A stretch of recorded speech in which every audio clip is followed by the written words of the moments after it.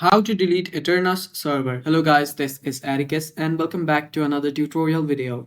In today's video, I'll teach you guys how you can delete Aternos server. Now before we begin, if you guys are new to our channel, head down below and hit the subscribe button so you don't miss out on our future videos. Also press the bell icon so you get notified when we release our new videos. So let us begin.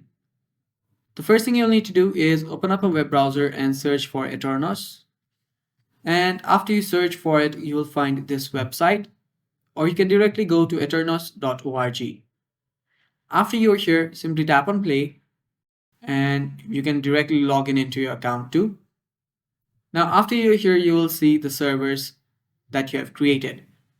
Now, under here, what you'll need to do is you'll need to tap on this edit option.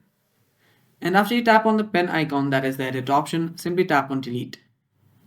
Now you will get this pop-up with a warning that says, do you really want to delete all this server? And all the files and settings will be permanently deleted. Select yes, and after it does its thing, it will just get deleted. And yeah, that is basically how you do it. That is all for the video, guys. Thanks for watching. Stay tuned for more, and bye-bye.